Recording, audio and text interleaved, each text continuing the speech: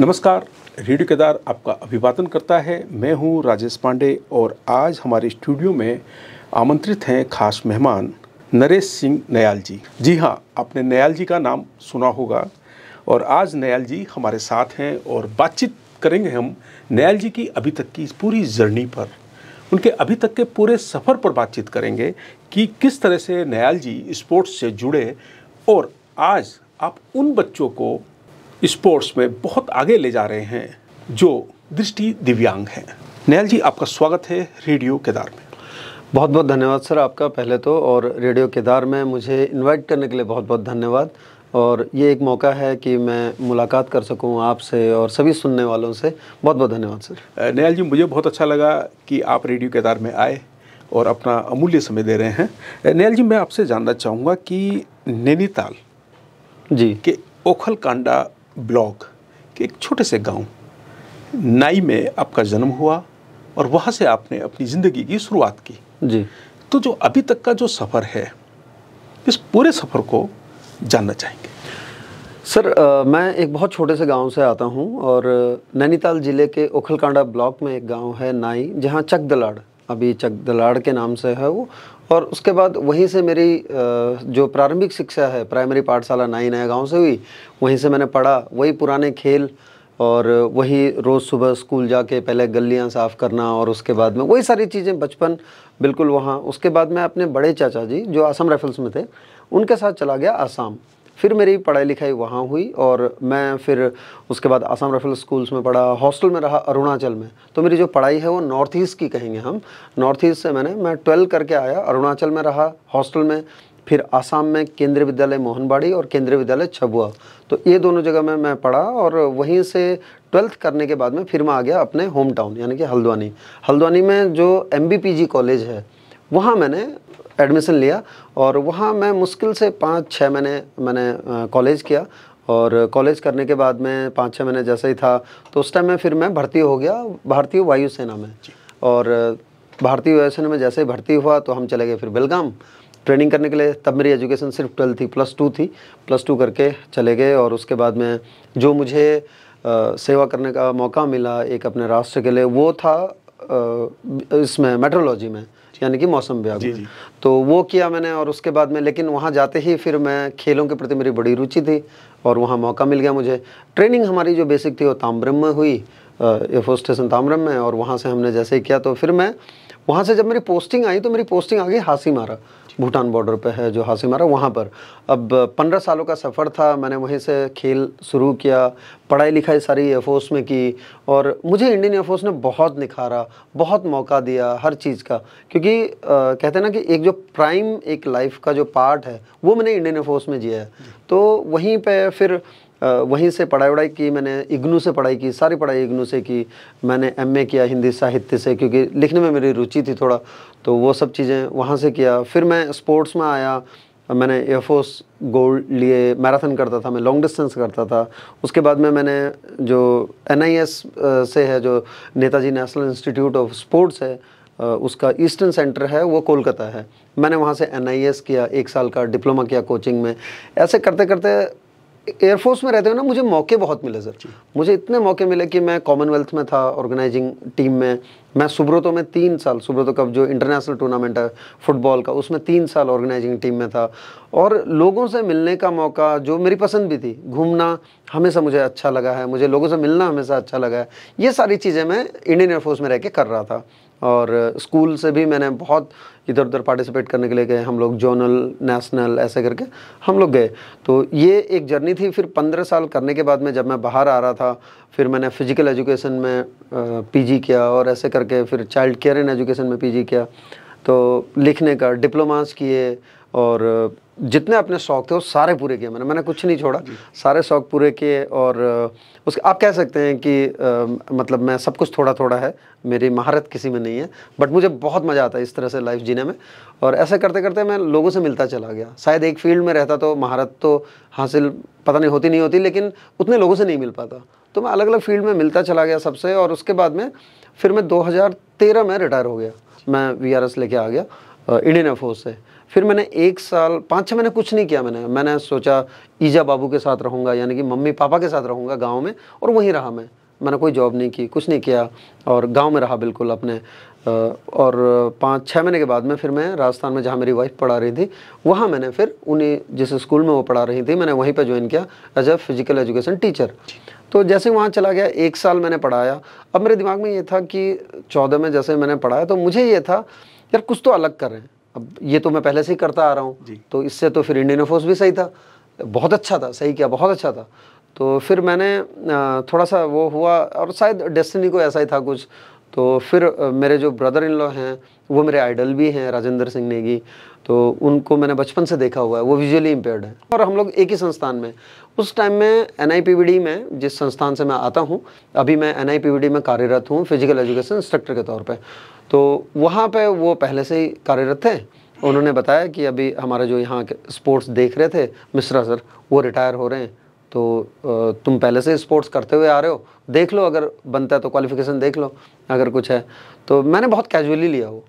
लेकिन फिर वो कहते हैं ना कि मतलब आप कहीं ना कहीं कोई दस्तक होती है, और ऐसा कुछ था शायद, जो भी था मैंने भर दिया, फॉर्म भरा, और उसके बाद में वो क्लियर किया, और 2015 से फिर मैं इस फील्ड में आया सर।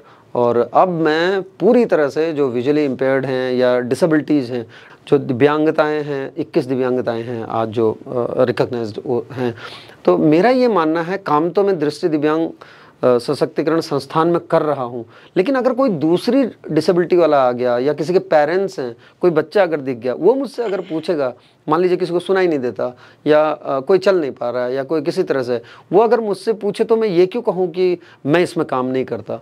तो मैंने ये सोच के फिर मैंने ये सोचा कि जितनी भी डिसेबिलिटीज़ हैं, एटलीस्ट इनका इतना तो ज्ञान रखना चाहिए कि किसी को गाइड कर पाएँ। तो आज मुझे 8-10 साल हो गए वहाँ काम करते करते, और उसके बाद में फिर वहाँ से मेरी जर्नी शुरू हुई 2015 से, फिर ब्लाइंड फुटबॉल में। बिल्कुल, जैसा कि आपने बताया कि आप NIPVD में आप 2015 से आपकी जर्नी स्टार्ट हुई जी। और इससे पहले आप स्पोर्ट्स से तो जुड़े ही रहे, और एयरफोर्स में भी आपने स्पोर्ट्स पर बहुत काम किया, और आपने वहाँ से बहुत कुछ सीखा। बिल्कुल सर, मैं जानना चाहूँगा कि NIPVD, जी, जिसको पहले हम NIVH के नाम से जानते हैं, बिल्कुल पहला दिन जब आप याद करते हैं उस दिन को, क्योंकि ये एक नए तरह का चैलेंज था, बिल्कुल, जैसे कि आप बता रहे हैं कि मैंने बड़ा कैजुअली लिया, तो पहला दिन जानना चाहेंगे सर कि क्या आपके मन में चल रहा था और क्या प्लान था आपका? सर, पहले दिन की अगर बात करें तो पहले दिन में जब मैं आया और उसके बाद में देखा, मुझे असेंबली एड्रेस करने को कहा गया, असेंबली में बोला गया मुझे, और मुझे ये पता है कि मेरे सामने सारे विजुअली इम्पेयर्ड स्टूडेंट्स हैं, स्टाफ भी हैं कई।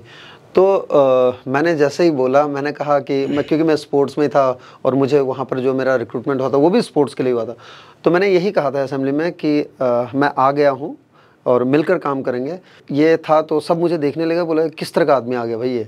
तो इस तरह से कुछ बातें हुई, वो दिन मैं कभी नहीं भूलता सर। और ग्राउंड का अगर पहला दिन पूछेंगे मुझसे, तो मतलब जब मैं ग्राउंड में पहली बार गया, ना मुझे पता है कि क्या कराना है, क्योंकि मैं बिल्कुल ही अलग फील्ड से आया हूँ, बट मुझे ये था कि कराना है। तो उस तरीके से फिर मैंने वो देखा, तो वो पहला दिन मुझे हमेशा याद आता है कि पहले दिन मैंने उनसे, जैसे ही मैंने असेंबली में कहा कि मैं कल से आऊँगा, जो जिसको प्रैक्टिस करना हो सुबह आ जाना, तो सर आप बिलीव नहीं करेंगे, सिर्फ 2 लोग आए थे, संदीप और पंकज। ये 2 ऐसे थे जो लोग आए थे। बाद में पंकज इंडिया का कैप्टन भी बना, संदीप इंटरनेशनल है, IRD में काम कर रहा है, वो जॉब पे है वहाँ पे।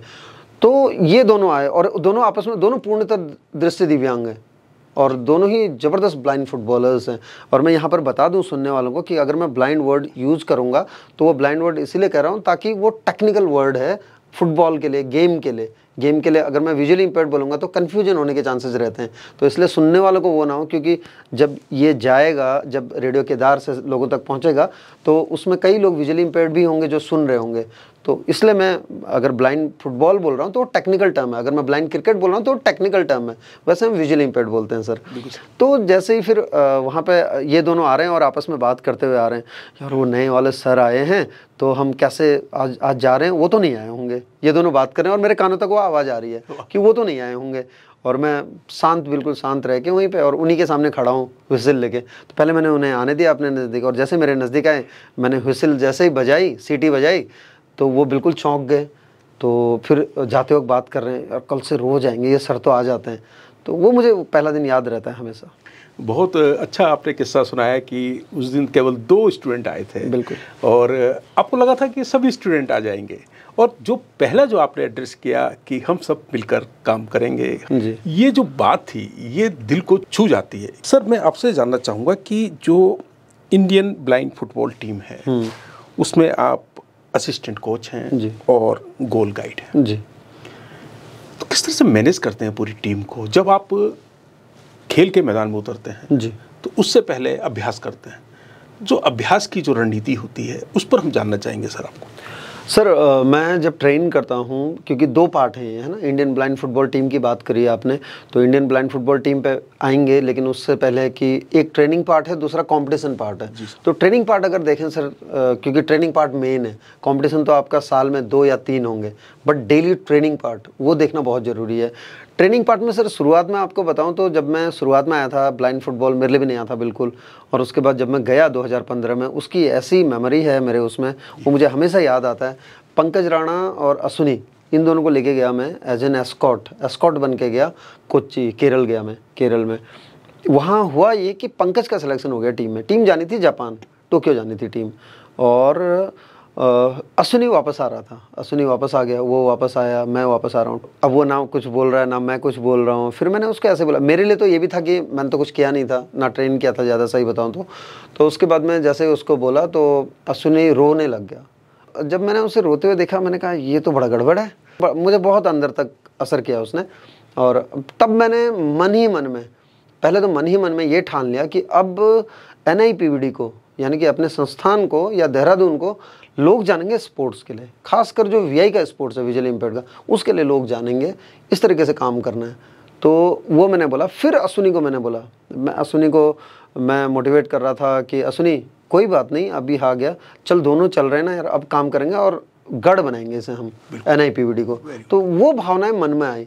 जब यहाँ आके काम शुरू किया, अब एक फुटबॉल थी हमारे पास, एक फुटबॉल लेके आए थे हम वहाँ से। फुटबॉल लेके ग्राउंड में जब गए तो उसके बाद खेलना शुरू किया। खेलने में ना मुझे ज़्यादा वो है, क्योंकि हमारी कोई ट्रेनिंग नहीं होती सर पैरा स्पोर्ट्स की, कोई पर्टिकुलर इंडिया में नहीं है, अभी तक नहीं है। हम नॉर्मल कोर्सेज करके आते हैं और ट्रेन करते हैं पैरा को। और मैं तो जो पैरा एथलीट है उसके लिए आसान हो सकता है, बट मेरे लिए तो बहुत डिफिकल्ट है, क्योंकि मैं दूसरे उससे आया हूँ। तो बाकी गेम तो देखिए, एथलेटिक्स मुझे पता है कैसे करना है वो चीज़, क्योंकि मैं वहाँ भी कर रहा था। बट फुटबॉल का अब टीम गेम है, किस तरह से दोनों को चोट भी नहीं लगनी चाहिए, वो सारी चीज़ें देखते हुए जब किया तो मतलब जब मैं पहली बार ग्राउंड से घर गया, तो ग्राउंड से घर जाने के बाद में शाम को जब मैंने लोअर अपना देखा, लोअर नीचे करके, तो मेरे पूरे शरीर में, मतलब मेरे पैरों में नीले स्पॉट थे पैरों के, इतनी मतलब मुझे लगी थी, लातें लगी थी और पैर लगे थे उनके। क्योंकि आगे से तो आप बच जाओगे, पीछे को भी चला रहे हैं वो, क्योंकि ना उनको पता है ना मुझे पता है, लेकिन मैं क्या ग्राउंड में उतर के सिखाना है, इस तरीके से।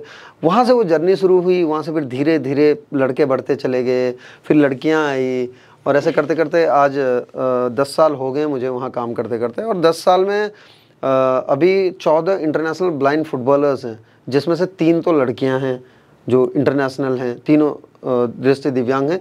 एक गोलकीपर है जो एबल्ड है, मतलब साइटेड है। तो इस तरीके से चल रहा है। लड़के हैं, लड़के आज इंडिया का कैप्टन भी मेरे पास है, हमारे संस्थान से ही है, सोवेंद्र। तो ये जर्नी फिर चलती चली गई। पहले 2 लोग आए, फिर 3 आए, फिर जब लोग जाने लगे, जापान खेल के आए, थाईलैंड खेल के आए, ऐसे खेलने लगे, तो उसके बाद में फिर ये मतलब आप वो होता ना कि मेरा कहा भले ही कोई माने ना माने, लेकिन जब अपने साथी को आगे बढ़ता हुआ देखते हैं तो कई बार उनसे बहुत ज़्यादा इंप्रेस होकर आते हैं लोग। तो इस तरह से जर्नी शुरू। बहुत अच्छी तरीके से आपने इसको बताया है कि पहला दिन भी आपने बताया, और आपने ये भी बताया कि जब अश्विनी के साथ आप आए तो जी मैदान में थे, और फिर नए सिरे से शुरुआत की, और चोट भी लगी। बिल्कुल। तो सर कैसे मैनेज करते हैं कि चोट ना लगे, और किस तरह से हम लोग मतलब एक दूसरे से दूरी बनाकर खेलें? बिल्कुल। तो कैसे सर इसको? सर देखिए, ब्लाइंड फुटबॉल की ही बात कर रहे हैं हम यहाँ पर अभी। तो ब्लाइंड फुटबॉल में एक वर्ड होता है जब हम करते हैं टेक्निकली, VOY, वो लैटिन वर्ड है जिसको वॉय बोलना पड़ता है। हर 4 सेकंड में जिनके पास बॉल नहीं होती है उनको वॉय बोलना पड़ता है, ताकि वो लोकेशन बता रहा है अपनी कि मैं यहाँ पर हूँ करके। तो आप डिफ़िकल्टी लेवल देखिए, आप जिनके पास बॉल नहीं है वो सब बोलेंगे। अब एक मेरी टीम वाला भी बोल रहा है वॉय, और अपोनेंट भी बोल रहा है, दोनों लोग बोल रहे हैं। अब मुझे अपोनेंट की वाई भी पहचानना है, उसके वॉइस को भी पहचानना है और अपने वाले को पहचान के इससे बॉल निकालनी है और इसको पास देना है। तो ये डिफ़िकल्टी लेवल है ब्लाइंड फुटबॉल का। तो इस तरीके से फिर, और सेफ्टी के लिए सिन पैड पहनते हैं हम लोग, और हमारा ट्रेनर बूट होता है खेलने के लिए, एपी होता है, एब्डोमिनल गार्ड होता है जो लड़के खेलते हैं उनके लिए, और एक हमारा गोल फिक्स बोलते हैं उसको, वो नाक तक कवर करते हैं, यहाँ तक नोज़ आती है उसमें, वो रबर का होता है, हार्ड रबर का होता है, और ये पूरा कवर होता है फॉरहेड, तो माथा पूरा कवर होता है उसमें। तो ये सेफ्टी प्रिकॉशंस हैं जिनको लेके हम लोग खेलते हैं, सेफ्टी मेजर्स के साथ में खेलते हैं। और ये लगने का डर सर शुरुआत में लगता है, अभी फुटबॉल सबको पता है बॉडी कॉन्टैक्ट गेम है, वो है, तो सब जो सुनेंगे या जो देखेंगे उनको लगे यार तो बहुत टक्कर होती होगी क्योंकि दृष्टि दिव्यांग है। नहीं होती, एक बार अगर सीख गए तो उनको बचना भी आ जाता है जब वो जैसे जैसे खेलते हैं। अब जैसे मैं ट्रेन करता हूँ, अब मेरा ट्रेनिंग का बिल्कुल ही अलग मेथड है क्योंकि अब वो सारे ट्रेन हो चुके हैं। अब जब नया आता है उसको मुझे सिखाने की ज़रूरत नहीं पड़ती उतनी। एक जो लड़का जो पहले से खेलता आ रहा है या लड़की पहले से खेलती आ रही है, उनको उनके साथ रखता हूँ, मैं सिर्फ ऑब्जर्व करता हूँ, और मुझे रेक्टिफिकेशन के लिए कहीं पे जाना पड़ता है, कहीं पे उसको कुछ सही करना है, मैं तब जाता हूँ। नहीं तो शुरुआत में सब कुछ मुझे करना पड़ता था। अब उस लेवल पर आ गए हैं हम लोग कि अब थोड़ी सी चीज़ें आसान हो गई हैं मेरे लिए खासकर, और वो लोग कर लेते हैं उस चीज़ को। आपने एक अलग जगाई, बिल्कुल, वो एक तरह से बोल सकते हैं। आज जब टीम को खेलते हुए देखते हैं जी, तो क्या महसूस करते हैं सर आप? सर बहुत अच्छा लगता है मुझे। मतलब मैं ये कहूँगा, मेरी खुद की बेटी है एक, वो क्लास 9th में है अभी, यक्षिका। तो वो जब वो कहते हैं ना कि हम लोग 2017 के चैम्पियन हैं, मेंस के नेशनल चैम्पियन हैं, और 2023 में, और 2023 में हम लोग नेशनल चैम्पियन बने। मेन वुमेन दोनों ट्रॉफी हमने उठाई थी झारखंड में, दोनों ट्रॉफी हम लेके आ गए थे नेशनल चैम्पियन के। झारखंड की कहानी बहुत अलग है सर। हम यहाँ से सुनेंगे सर। यहाँ से हम लोग जा रहे थे तो हमारा रिजर्वेशन कंफर्म नहीं हो पाया, और उसके बाद हम लोग यहाँ से गए जैसे ही, तो उपसा जो उत्तराखंड ब्लाइंड स्पोर्ट्स एसोसिएशन है, UBFA है जो ब्लाइंड फुटबॉल एसोसिएशन, वो उन्होंने यहाँ से, हम लोग सब साथ मिल के काम करते हैं, उन्होंने जैसे ही यहाँ से टिकट विकट किए, कंफर्म नहीं हो पाए किसी उससे। अब हमारे पास कोई रास्ता नहीं, हम दिल्ली में खड़े हैं, हमारे पास साथ लड़कियों की भी टीम है और लड़कों की भी टीम है, और हम लोग 22 से 24 लोग हैं, और रेफरीज भी थे हमारे साथ में क्योंकि उत्तराखंड में भी इंटरनेशनल रेफरीज भी हैं। सैमुअल चंद्रा सर हैं, बहुत सीनियर हैं वो, और उसके बाद में शिखा मैम, ये इंटरनेशनल हैं, और जो उत्तराखंड के रेफरीज थे वो भी हमारे साथ थे, अक्षय सर हैं, तो ये लोग भी हमारे साथ थे। तो एक तरह से थोड़ा सा सपोर्ट मिल गया। अब हमें जाना है, कैसे जाएं? अब सबको पता है कि ट्रेन में एक दिव्यांग कोच होती है ना, दिव्यांग कोच होती है, बट मैंने कभी नहीं देखी थी वो, क्योंकि कभी ज़रूरत नहीं पड़ी थी। हम हमेशा रिजर्वेशन करा के जाते थे या अपनी कोच में जा रहे होते हैं। लेकिन जब वहाँ गया तो वो देखा कि बहुत ही छोटी है, बहुत छोटी है वो कोच। तो लेकिन मैं उसके बाद में जब गए तो वहाँ तो भरा हुआ है, अब क्या करें? अब हम खड़े हो गए, हम किसी तरह से अंदर घुसे, अंदर चले गए, और अंदर जाने के बाद में आप यकीन नहीं करेंगे, उस दिन हमने ट्वीट का पावर देखा। और वो शिवम को मैंने कहा, जो कि हमारा फुटबॉल प्लेयर है, पौड़ी से आता है, शिवम सिंह नेगी, वो बहुत स्मार्ट है, टेक्निकली बहुत साउंड है वो। और उसको मैंने बोला, शिवम आप तो बहुत यूज़ करते हो, आप लोग चल ट्वीट कर रेलवे को कि ये हो गया। और सर आप यकीन नहीं मानेंगे, उस दिन हमें पता लगा कि क्या होता है। हमें 15 मिनट बाद कॉल आने शुरू हो गए RPF और उनके, और वो लोग फिर जहाँ वो ट्रेन रुक रही थी वहाँ पे खड़े हुए, उनने खाली कराया। 4 या 4.5 घंटे बाद में जो भी स्टेशन आ रहा था, वहाँ से हम ऐसे करके हमने वो जर्नी की। वहाँ पर रास्ते में बहुत दिक्कतें आई, परेशानी हुई, बट मुझे लग रहा है कि अब वहाँ जाके हम दोनों में चैम्पियन हो गए, हमारे इंडिविजुअल प्राइजेस भी आ गए, गोल्डन बूट और वो सब भी आ गए। और मुझे लग रहा है कि अगर हम चैम्पियन नहीं होते तो शायद सबसे ज़्यादा थकान होती। आज हमें 2023 सबसे सुखद लगता है, वो शायद इसलिए भी कि हमने जो लक्ष्य अपना लिया था वो हम अचीव करके आ गए।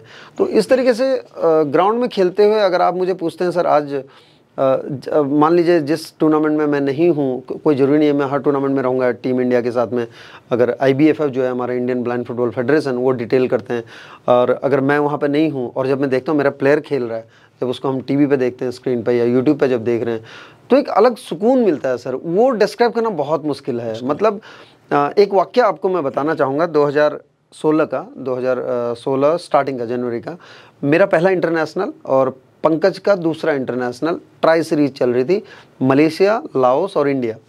और पहला जो गोल था मेरा भी एज ए गोल गाइड, क्योंकि मैं एज ए गोल गाइड खड़ा रहता हूँ, और उसके बाद में दूसरा फिर पंकज का भी पहला गोल था वो इंटरनेशनल मलेशिया के अगेंस्ट। मलेशिया को गोलकीपर बहुत ज़बरदस्त, उस टाइम में बहुत अच्छे फॉर्म में था वो, बट उसको हमने बीट किया और उसका गोल लिया। तो सेलिब्रेशन के लिए मेरा एक यूनिक सेलिब्रेशन है थोड़ा जो मेरा है, मैं जाता हूँ प्लेयर को पकड़ के, उनको भी ये बात पता है, वो मेरे ऊपर आगे आते हैं, बच्चे की तरह चिपक जाते हैं और हम लोग दोनों हाथ ऊपर करके सेलिब्रेट करते हैं। तो इस तरह का सेलिब्रेशन होता है। आप सर मतलब आप यकीन नहीं मानेंगे, मैं थैंक यू बोलूँगा वो मीडिया पर्सन को भी, शायद मनोज नाम है उनका, और मलयालम मनोरमा से, मतलब कहते हैं ना मीडिया की पावर, तो उस तरीके से तो उन्होंने वो फोटो क्लिक किया और अगले दिन मलयालम मनोरमा में कम से कम मतलब एक क्वार्टर पेज में वो फोटोग्राफ, क्योंकि इंडिया जीती थी। और उसके बाद में जैसे ही वो फोटो आए तो पंकज की आंख में कुछ प्रॉब्लम हो रही थी, पंकज को लेके गया, आई हॉस्पिटल लेके गया, तो वहाँ पर ऑटो वाले सब आपस में बात कर रहे हैं और मलयालम में, और वो पेपर देख रहे हैं, वो हमारी तरफ देख के कुछ इशारा कर रहे हैं। तो मैंने पंकज को कहा, मैंने कहा पंकज यार ये हमारी तरफ देख रहे हैं और इशारा कर रहे हैं, क्या होगा। तब तक उसमें से एक ने ऐसे मलयालम मनोरमा दिखाया और ऐसे करके पॉइंट किया कि फोटो आप हो करके, तो फिर वो लेके आए सर। आप बिलीव नहीं करेंगे, जब मैंने पंकज को बताया, उन्होंने फ़ोटो भी क्लिक किया हमारे साथ में, और जब पंकज को ये बात बताई, उसके चेहरे पे जो मतलब नूर कह लीजिए, उसे चमक कह लीजिए, मतलब क्या बताऊं मैं उसको, वो बहुत ही गजब का था। वो फ़ोटो आज भी मेरी फेवरेट फ़ोटोग्राफ है, फेवरेट फ़ोटो है, और मेरे पास फ्रेम है वो अभी भी, उसको मैं हमेशा रखता हूँ। तो ये कुछ यादें ऐसी हो जाती हैं जो हमेशा रहती हैं सर। रेडियो के तार पर अभी हम बात कर रहे हैं नरेश सिंह नयाल जी से। आप इंडियन ब्लाइंड फुटबॉल टीम के असिस्टेंट कोच हैं और गोल गाइड हैं जी सर। जैसा कि मैं आपसे सुन रहा हूँ, मैं भावुक हो जा रहा हूँ। वो इसलिए भावुक हो रहा हूँ कि मैं इमेजिन कर रहा हूँ उस दृश्य को, जब गोल हुआ जी, और जो बच्चे हैं, जो खिलाड़ी हैं, बिल्कुल, उन्होंने आपको घेर लिया, कोई आपके कंधे पे चढ़ गया, बिल्कुल, किसी ने आप भाई भर ली, दबोच लिया। हाँ, फुटबॉल का जो मैदान है NIPVD का, वहाँ आपने जो अलग जगाई। आज जो नए बच्चे आते हैं जी, तो स्वतः आते हैं या उनको बुलाना पड़ता है कि आइए फुटबॉल खेलिए? किस तरह का उत्साह है? सर ये बहुत अच्छा क्वेश्चन है। अगर आज जो सुनने वाले हैं उनके लिए भी कहूँगा मैं कि आप एक बार अगर काम कर रहे हैं ना अच्छे से, और उसके बाद में जब रिजल्ट्स आने शुरू हो जाते हैं, तो शायद आपको बुलाने की ज़रूरत नहीं होती। फिर वो अपने आप एक दूसरे से, जब एक दूसरे के साथ आते हैं, वो पूछते हैं कि आप क्या कर रहे हैं, वो बताते हैं कि यार मैं वहाँ से खेल के आ रहा हूँ। अभी जैसे तुषार है, बहुत अच्छा प्लेयर है, अभी मॉस्को से खेल के आए हैं हम लोग, ब्रिक्स टूर्नामेंट था, वहाँ से खेल के आ रहे हैं। तो जब तुषार अपने एज वालों से बात करता है, जो उसके हम उम्र हैं, उनसे जब बात करेगा, वो शायद मेरी बातों से ज़्यादा असर करेंगे, तो वो फिर ज़्यादा बुलाने की ज़रूरत नहीं पड़ती है, आ जाते हैं। ऐसे ही गर्ल्स का है कि जो लड़कियां हैं वो आती हैं, और उसके बाद में फिर ज़्यादा बुलाने की ज़रूरत नहीं पड़ती सर, फिर तो वो अपने आप आ जाते हैं, क्योंकि वो देख रहे होते हैं तुषार एक क्लास 10th में पढ़ने वाला लड़का, अक्षरा राणा जो एक क्लास 6th में पढ़ने वाली, लंदन खेल के आ रही है, वर्ल्ड चैम्पियनशिप खेल के आ रही है, और क्लास 6 में लंदन जा रही है वो। तो आप समझ सकते हैं कि दूसरों में कैसे जिज्ञासा एक अलग सी जागेगी। तो शुरुआत में दिक्कत होती है, शुरुआत में प्रॉब्लम्स आती हैं, बट ना वो प्रॉब्लम भी नहीं कहूँगा मैं उसे, वो तो काम है, काम कर रहे हैं, ना ही स्ट्रगल टाइप का ऐसा कुछ है, बस काम है। उस टाइम में ज़्यादा था, अब थोड़ा वही काम है, अब थोड़ा अलग तरीके का काम है, उसी तरीके से एक तरह से फाइन ट्यून करना अब ज़्यादा उसमें आता है। अभी आपने एक टर्म का इस्तेमाल किया था, गोल गाइड। जी, आप एज ए गोल गाइड जी, मैदान में होते हैं, जी। क्या रोल होता है आपका सर? सर गोल गाइड एक मतलब देखिए, गोल और गाइड नाम से ही है, अगर मैं इसको ऐसे डिस्क्राइब कराऊं ताकि सुनने वाले थोड़ा कनेक्ट हो सके हमसे, कि गोल गाइड, गोल मतलब अचीव करना कुछ है ना, आपने गोल सेट किया, उसको अचीव करेंगे। गाइड, आप वहाँ तक गाइड कर रहे हैं गोल तक, तो ये एक टर्म को अगर ऐसे यूज़ करें तो एक लक्ष्य तक पहुँचाने वाला जो गाइड है, दैट इज़ गोल गाइड, वो गोल गाइड है ना। तो अब गोल गाइड जैसे है, अब गोल गाइड का अब मेरा रोल क्या है, मेरा role Indian blind football team में मैं एज ए गोल गाइड रहता हूँ। गोल गाइड ऐसा एक मतलब पार्ट है टीम का, वो ग्राउंड में भी साथ में जाता है, 5 प्लेयर इंक्लूडिंग गोलकीपर को मिला के 5 प्लेयर, और उसके बाद में गोल गाइड, ये ग्राउंड में रहते हैं। में जैसे ही गेम शुरू होता है सर, तो जो अपोजिट टीम होती है, जो अपोनेंट होता है, उसके गोल पोस्ट के पीछे खड़ा रहता है गोल गाइड, और 2 मीटर का एरिया होता है, उससे बाहर भी नहीं आ सकता। और मेरा जो एरिया होता है, मेरा in the sense goal guide का जो एरिया होता है, वो गोलकीपर गोल लाइन से 12 मीटर दूर एक डॉटेड लाइन होती है इसमें। तो इसको थोड़ा सा मैं यहाँ पे बताना चाहूँगा कि जो ब्लाइंड फुटबॉल का ग्राउंड है, जो पिच है, वो 20x40 होती है, 20 मीटर्स की उसकी चौड़ाई होती है और 40 मीटर की उसकी लंबाई होती है। तो अब इसमें 12 मीटर वहाँ से आ गया, अब बचा बीच का 8 मीटर। 8 मीटर इधर का 8 मीटर उधर का सेंटर में, वो सेंटर कोच का एरिया है। तो जैसे ही मेरी एरिया में आते हैं तो मैं उसे गाइड करता हूँ। फिर अब वो खेल रहा है फुटबॉल, अपोनेंट को भी देख रहा है, सबको देख रहा है, बट उसे ये लोकेशन एग्जैक्ट नहीं पता। मैं ये नहीं कहूँगा कि नहीं पता है, वो खिलाड़ी है, उसे सब पता है, उसे ये भी पता है कि मुझे गोल मारना है, बट एग्जैक्ट लोकेशन कि कहाँ पर। अब लोकेशन कैसे, अगर वो सीधा मार देगा गोल पोस्ट पे तो गोलकीपर तो खड़ा है, वो पकड़ लेगा, नहीं जाने देगा। बट गोल गाइड क्या करता है, वो उसको बीट कराता है, वो उसे मात देता है, वो उसकी तैयारियों को बिखेर देता है, गोलकीपर की तैयारियों को, ताकि गोल मिल सके। तो ये गोल गाइड का वो रहता है, क्योंकि गोलकीपर अपने जो डिफेंस है उसको गाइड कर रहा होता है, उनको लेफ्ट राइट कर रहा होता है, दाएं बाएं आगे पीछे ऐसा कर रहा होता है। लेकिन जो गाइड है, अब जो गाइड का रोल है उनसे उसको बचाना डिफेंस से, और टैकल होता है सर, प्रॉपर टैकल होता है। जैसे आप फुटबॉल आप इमेजिन कीजिए कि किस तरह से फुटबॉल का मैच चल रहा है, वैसे टैकल होता है। उतना फास्ट मुझे भी डिसीजन लेना है, उसको भी लेना है। और मेरी मार पे अगर उसने सही वो कर दिया, क्योंकि मैं पोजीशन बना के खड़ा हूँ जहाँ गोलकीपर को मैं बीट करा सकता हूँ, मेरा मार बोलना, उसका बॉल कनेक्ट करना और किक लगना, अगर वो कॉम्बिनेशन एक साथ है तो हमको गोल मिल जाते हैं। तो गोल मिले हैं सर हमको। मेरे इस वक्त मैं 25 से 23 मेरे इंटरनेशनल गोल्स हैं, और टोटल में कम अभी 187 के आसपास मेरे जो डोमेस्टिक और इंटरनेशनल मिला के हैं। तो इसका मतलब ठीक ठाक कर रहा हूँ, सीधी सी बात है। मैं एक बात जानना चाहूँगा सर कि जब आप पहले दिन फुटबॉल के मैदान में थे बच्चों के साथ, तो आपने तो कोई ट्रेनिंग नहीं ली थी? बिल्कुल। और आपने जो आपका जो अभ्यास हुआ वो बच्चों के साथ ही हुआ? बिल्कुल बिल्कुल सर। पहले दिन के नरेश नयाल जी और आज के नरेश नयाल जी में कितना अंतर देखते हैं? सर मेरा अगर देखेंगे, मेरा कोर्स मॉड्यूल, मेरा ट्रेनिंग मॉड्यूल, सारे ये लोग हैं सर प्लेयर्स। मैंने इन्हीं से सीखा, इनको देख के सीखा। आज मैं यहाँ ये चीज़ डिस्क्लोज कर रहा हूँ कि मैंने वीडियोस भी ज़्यादा नहीं देखे सर गेम के। मुझे ये था कि इन्हीं के बीच से सीखना, क्योंकि आप विजुअली इम्पेयर्ड बन के जो चीज़ सीखोगे ना, क्योंकि करना उनको है, उसके बाद में आप अपना चीज़ अप्लाई करवा सकते हो वहाँ पे। तो वो चीज़ मैंने सीखा तब में, और आज में बहुत अंतर है सर, बहुत ज़्यादा अंतर है। आज मुझे सुकून इस बात का है कि मैं खड़े होकर कोचिंग दे सकता हूँ। आज मैं खड़े होकर कोचिंग देता हूँ, और वो प्लेयर जो अंदर है वो चीज़ करता है जो मैं चाहता हूँ, या जो एज अ कोच जो मैं देख रहा हूँ वो चीज़ वो करता है। शुरुआत में मुझे अंदर होना पड़ता था, मुझे मार भी खानी पड़ती थी, मुझे उनके साथ गिरना भी पड़ता था, मुझे सब कुछ करना पड़ता था, उन्हें संभालना भी पड़ता था। बट आज ये सुकून है कि मैं साइड में खड़ा होकर अगर किसी को बता रहा हूँ कि ये मूव कर, इधर से जाके इधर को निकल, लेफ्ट से जाके राइट को निकल, या बॉल को बैक ड्रैग कर वहाँ लेके जा, तो वो आपको मिलेगा अंदर। तो ये अंतर है तब के नरेश सिंह नयाल में और आज के नरेश सिंह नयाल में सर। बिल्कुल सर। और आपने जो अभ्यास किया वो बच्चों के साथ ही किया? बिल्कुल। नयाल जी, जानना चाहेंगे, अभी तो हम फुटबॉल पे बात कर रहे हैं जी, इसके अलावा और भी स्पोर्ट्स हैं जी, किन स्पोर्ट्स पे आप काम कर रहे हैं? सर मैं सबसे पहले तो मतलब अपने संस्थान का बहुत शुक्रगुजार हूँ सर, और संस्थान का, और ख़ासकर अपने जो मेरे प्रिंसिपल हैं अमित शर्मा साहब आदर्श विद्यालय में, क्योंकि मैं उन्हीं के अंडर काम करता हूँ, मेरे इमीडिएट बॉस हुई हैं। तो वहाँ मुझे बहुत सपोर्ट मिलता है।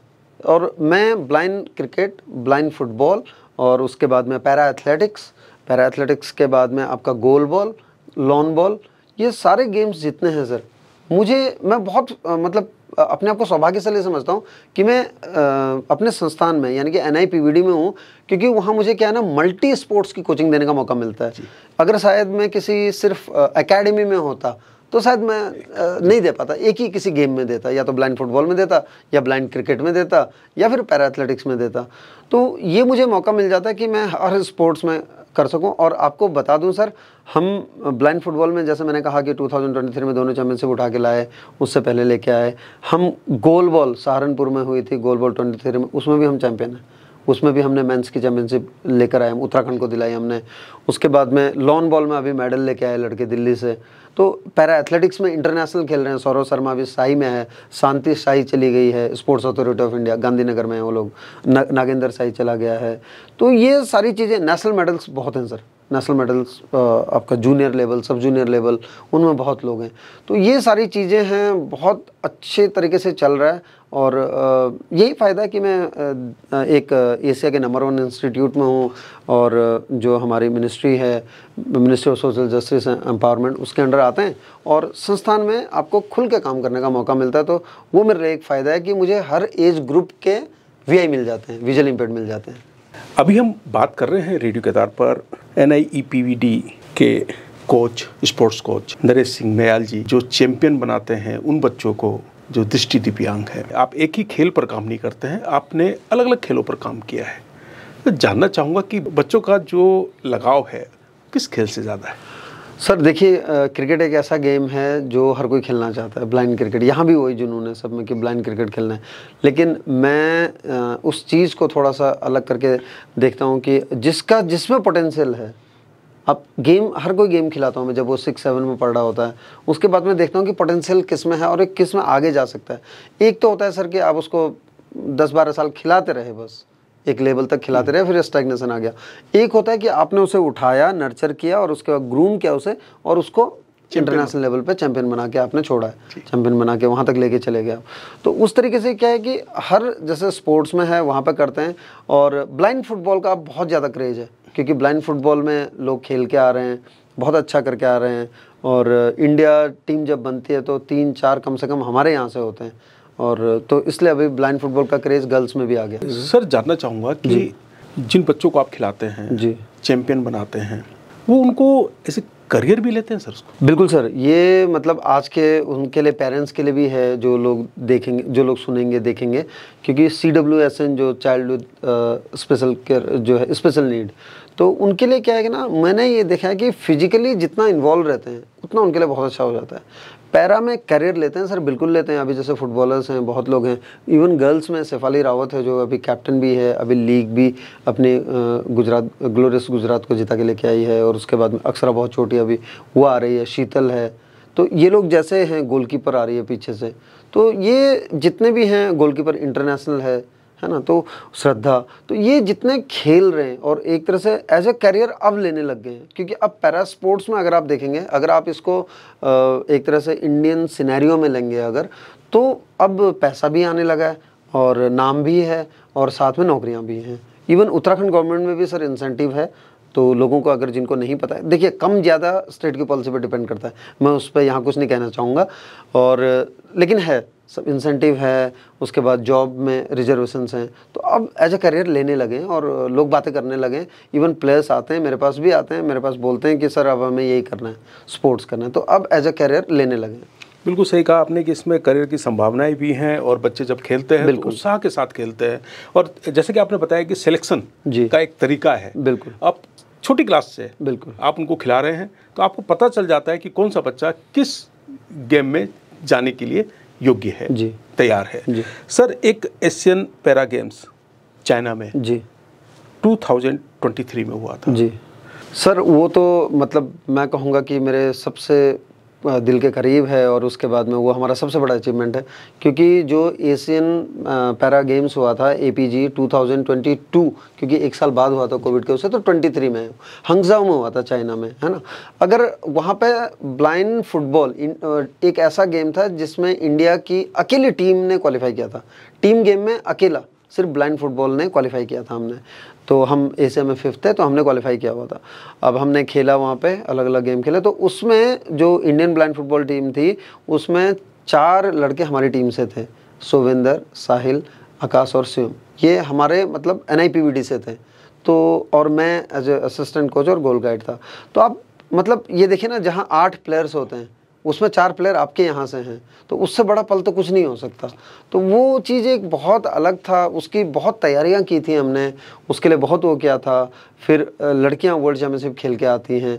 एशियन पैरा गेम्स का सर जो एक्सपीरियंस था बहुत ज़बरदस्त था, क्योंकि हम लोग जब आ रहे थे, ट्रैवल कर रहे थे, वहाँ पर हमें दूसरे लोगों से मिलने का मौका मिला। दूसरे जो हैं, एक जो T12 की एथलीट है सिमरन, तो उसके हस्बैंड से मैंने बात की थी, और गजेंद्र जो उसके कोच भी हैं और आर्मी से हैं वो, है ना। तो उनसे भी बात की और उनसे जाना कि किस तरह से ट्रेनिंग क्या है। आज वो मेडल दे रही है, पैरालंपिक मेडल और एशियन मेडल दे रही है सिमरन। और उसके बाद में शीतल को आपने देखा होगा, आर्चरी, जिनके दोनों हाथ नहीं हैं, वो आर्चरी में लेके आते। तो इन सब से भी मिलने का मौका मिला सबसे। और शाम को सब जाते थे, अपनी बातें करते थे। अपना गेम तो खेल ही रहे हैं, हम गेम खेल रहे हैं। और उसके बाद में वहाँ पर भी हमारे बहुत अच्छे चांसेस थे, हालांकि हमने लूज़ किया 1-2, लेकिन अगर देखा जाए तो बहुत अच्छा चांसेस था। बट अच्छा खेले वहाँ पे हम लोग, बहुत अच्छा खेले। और उसके बाद में आप शाम को एक ही डाइनिंग हॉल में होते हैं, सबके साथ मिल रहे हैं, और हजारों में लोग हैं, लाखों में लोग हैं, आप सबसे अलग अलग डिसेबिलिटी के लोग हैं, अलग अलग क्लासिफिकेशन के लोग हैं, उसमें भी डिसेबिलिटी में भी, क्योंकि क्लासिफिकेशन होता है सर सबका अलग अलग है। जैसे हमारा ही विजुअली इम्पेयर्ड का है तो B1 B2 B3 बोलते हैं हम लोग, लो विजन जो B2 B3 हैं, और जो यानी कि टोटल एब्सेंस ऑफ साइट वो B1 है। तो ऐसे ऐसे हर चीज़ का क्लासिफिकेशन देखने को मिला। कोई व्हीलचेयर वाले हैं, उत्तराखंड के और सारे प्लेयर्स हैं, उनसे मिलने का मौका मिला वहाँ पे। तो वो एक्सपीरियंस, मतलब आप ये लगा लीजिए कि मेले से बच्चा खुश होकर निकलता है, वो वाला एक्सपीरियंस था वो। बहुत सही कहा आपने कि मेले से बच्चा खुश होकर निकलता है, बिल्कुल। तो उसकी उम्मीदें पूरी हो जाती हैं। बिल्कुल। और वो आप अलग अलग तरह के खिलाड़ियों से मिले हैं और आपने उनके संघर्ष को भी सुना है, उनसे प्रेरणा भी आपने ली है। सर, खिलाड़ियों को आप अभ्यास कराते हैं जी। खुद की फिटनेस के लिए क्या करते हैं? सर खुद की फिटनेस, अगर जो मेरे खिलाड़ी हैं वो सुनेंगे तो उनके कमेंट्स कुछ अलग होंगे लेकिन खुद की फिटनेस का ऐसा है सर कि हम लोग क्रिकेट खेल लेते हैं। संडे को जैसे मैं क्रिकेट खेलता हूँ, और संडे को हमारी एक टीम है, यू वीकेंड टीम है और टीम NIPVD, 2 टीमों से खेलता हूँ। तो यू वीकेंड से हम लोग 2016 से खेल रहे हैं, बाहर खेलने का मौका मिलता है। और जब मैं बाहर खेलता हूँ तो जो 16-17 साल के लड़के हैं उनके साथ में खेल रहे हैं आप, तो आपको खुद को भी ये लगता है यार इतना तो फिट होना है कि फील्डिंग कर सकूं या तो बैट चला सकूं, थोड़ा अगर टिक गए तो लंबा खेल सकें। तो इसी तरीके से करते हैं सर। दूसरा, कभी मौका मिल जाता है तो उनके साथ में खेल लिया, और मास्टर्स के साथ में खेल लिया, जो मास्टर एथलीट्स हैं या फुटबॉलर्स हैं उनके साथ में खेल लिया। बाकी देहरादून की जो अलग अलग कम्युनिटीज़ हैं उनके बीच जाते रहते हैं, तो कभी ट्रैक हो जाता है, कभी कुछ, इसी तरह से खुद को करता हूँ। कुछ बहुत खास नहीं करता मैं अपने लिए, कुछ अलग से नहीं करता। फील्ड में कितने बजे उतर जाते हैं सर? सर अगर मैं दिनचर्या की बात करूं तो सुबह अभी तक जो मेंटेन कर रखा है 3:50 में उठ जाता हूं मैं। 3:50 में सुबह उठ के फिर 4 बजे से मेरा दिन शुरू हो जाता है, और सुबह वही थोड़ा सा गुनगुने पानी के साथ में जब शुरू करते हैं तो मैं थोड़ा बहुत लिखता हूं। तो सुबह शाम सुबह लिखने का काम कर लेता हूं, या जो भी मुझे पढ़ाई करनी होती है, जो भी लिटरेचर पढ़ना होता है मुझे, स्पोर्ट्स का लिटरेचर है चाहे कुछ भी है, या अपने जो एथलीट्स हैं, जो स्पोर्ट्स पर्सनस हैं, उनका एनालिसिस करना होता है, तो वो मैं सुबह करता हूँ। मुझे सुबह का पहर बहुत अच्छा लगता है अभी भी। तो अभी तो इतने सालों से कंटिन्यू उठ रहा हूँ सर, और अभी चल ही रहा है, और रात को 10:30 तक सो जाता हूँ। आपकी किताब आई है उड़ान का आगाज़ जी। तो कैसे समय निकाल पाते हैं? क्योंकि मैं देख रहा हूँ कि 45 साल के नरेश सिंह नयाल जी, और जब आपके बारे में जब मैं सुन रहा हूँ तो बहुत संक्षेप में आपने बताया है जी, और कितनी लंबी गौरव गाथा। मैं तो इसे गौरव गाथा इसलिए कहूँगा क्योंकि आपने उन बच्चों को चैंपियन बनाया है जो दृष्टि दिव्यांग है। जी। उड़ान का आगाज़ आपकी एक पुस्तक है, तो इस किताब के बारे में जानना चाहिए। सर ये मेरी पहली किताब है, और मैं इसमें टोटल 51 कविताएं हैं मेरी, और क्लास 9 से लिख रहा हूँ मैं, अलग अलग अखबारों में, मैगजीन्स में, सोशल मीडिया हैंडल्स पे। तो अपने ही नाम से ही लिखता हूँ मैं, नरेश सिंह नयाल के नाम से। और इसका बहुत टाइम से सोच रहा था कि जब इतना है तो निकालें, उसको पब्लिश कराऊं, कुछ करूं। और मेरे स्टूडेंट्स भी बोलते रहते हैं, इवन खिलाड़ी, क्योंकि वो मुझे कभी कभी मौका लगता है तो हम सुन लेते हैं, सुना देते हैं, इस तरीके का चलता रहता था, और उनको भी पता है कि मैं लिखता हूं करके। तो ये किताब जब पब्लिश होकर आई सर, आप बिलीव नहीं करेंगे, जब मैंने बोला तो एक मेरी फुटबॉलर है हमारी टीम की, शेफाली रावत, उसने बोला कि सर पहली किताब मैं लूँगी।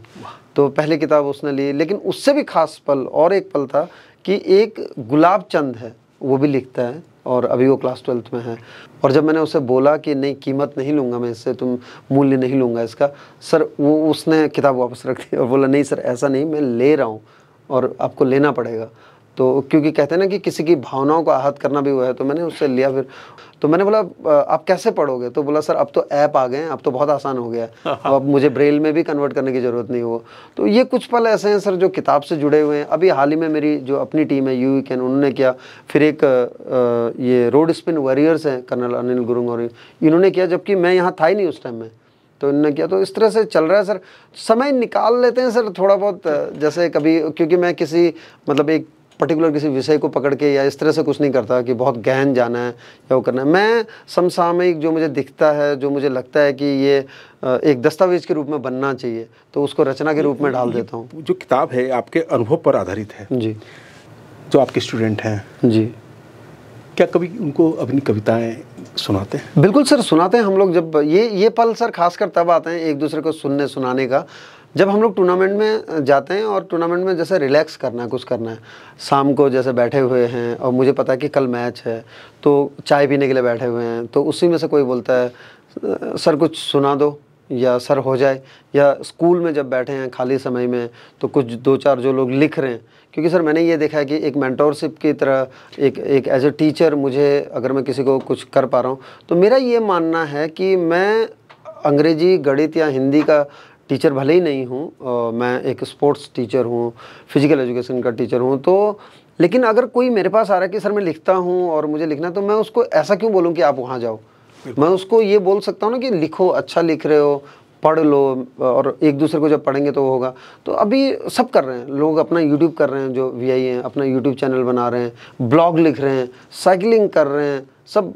ये जो पहाड़ी पैडलर्स हैं उनके साथ में, और आरएसडब्ल्यू के साथ में एक दीपांशु है, वो करता है, साइकिलिंग करता है, बहुत लंबी लंबी साइकिलिंग कर रहा है सर, वो 50 किलोमीटर 60 किलोमीटर कर रहा है। तो हर तरीके से कर रहे हैं। बाकी जहाँ तक सुनने सुनाने का है, ये उसी टाइम में होता है सुनने सुनाने का। खेल के मैदान के अलावा भी एक मेंटर के रूप में काम करते हैं जी, थोड़ा कोशिश करता हूँ। तो जानना चाहूँगा सर मेंटोर देखिए कि अभी मैं इस फील्ड में, स्पोर्ट्स में मैं बहुत सालों से हूँ, और मुझे लगता है कि करियर काउंसलिंग भी थोड़ा बहुत कर पाता हूँ मैं, क्योंकि इतना कुछ देखते हुए आ रहे हैं सर। 40-45 साल की अगर बोलूँ मैं उम्र, तो बहुत कुछ है आपके पास करने के लिए। इंडियन एयरफोर्स में था तो वहाँ देखा है सबको, मैंने सबको बनते हुए देखा है, जीरो से शुरू होके देखा है। मेरे जो कोच थे मैथी सर, उनका बेटा क्रिकेट खेलता था और उसके बाद में आज वो आर्मी में ऑफिसर है।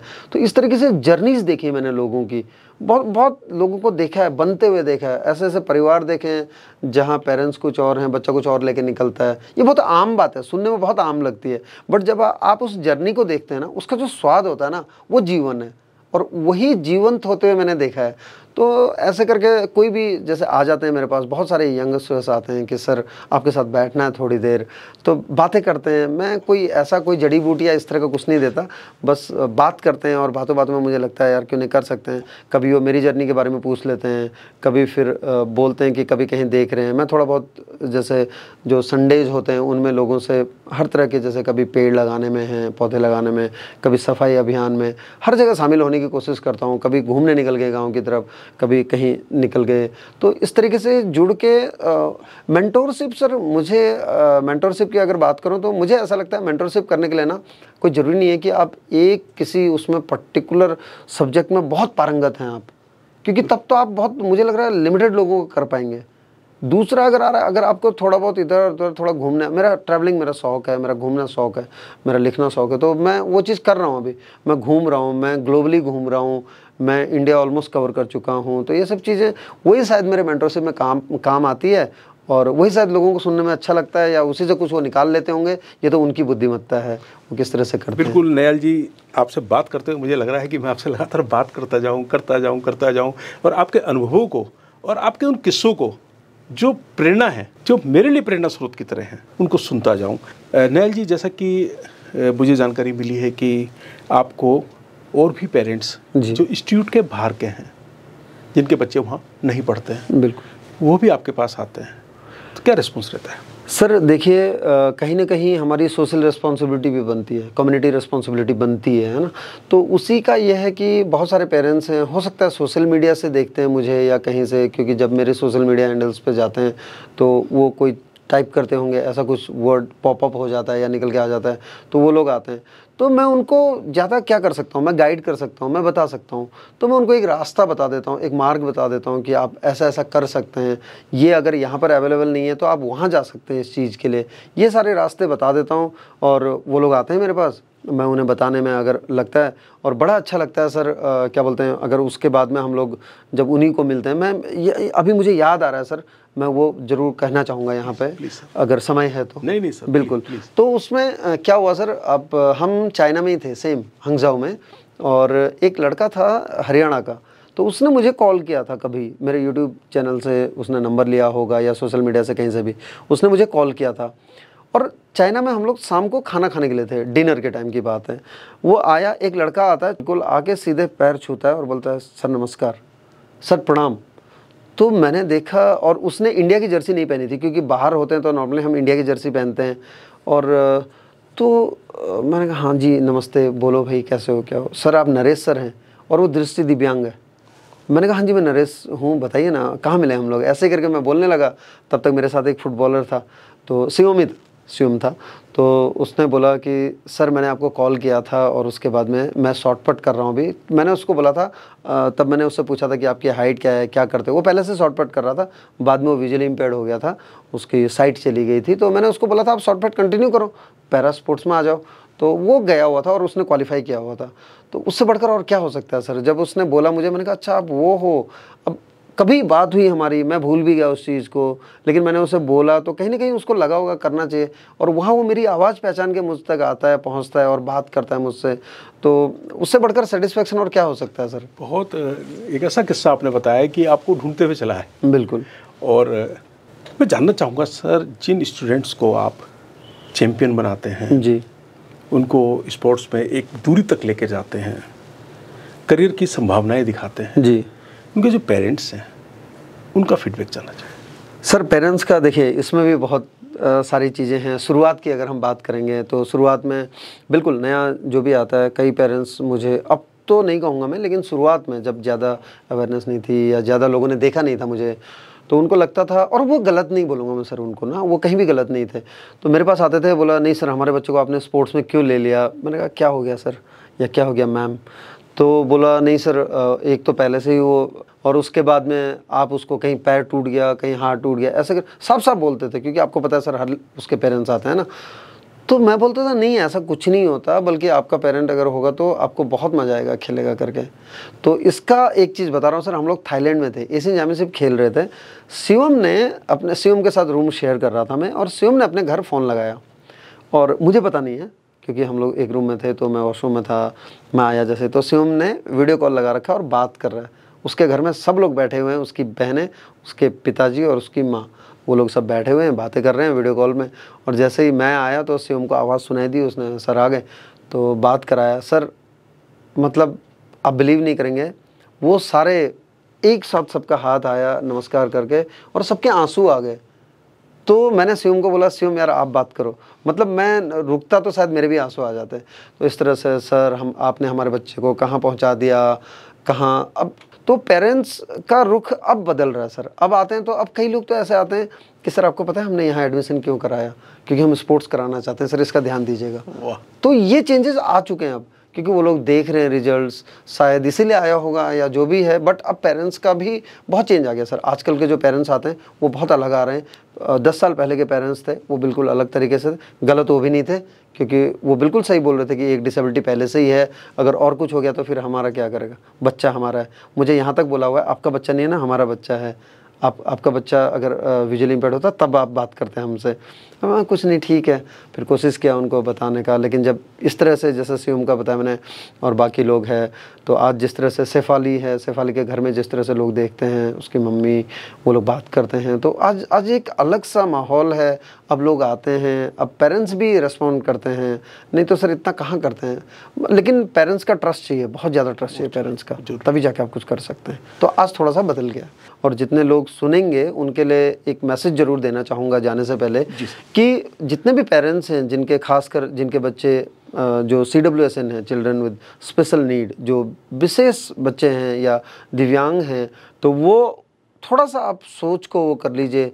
बहुत आजकल बहुत स्कोप है पैरा स्पोर्ट्स में, बट सही टाइम पे सही जगह पे लेके जाइए, और फिर देखिए आप कितने वो होते हैं। बाकी जहाँ तक दूसरे काम की बात है, तो ऐसा कुछ भी नहीं है जो नहीं कर सकते, बस थोड़ा सा अलग तरीके से करेंगे। वो तरीका अगर आ गया तो चमत्कार है। चमत्कार मतलब सचमुच चमत्कार है, वो कुछ भी कर सकते हैं। ये मैंने देखा है होते हुए, ये मैं करा रहा हूँ, ये हो रहा है।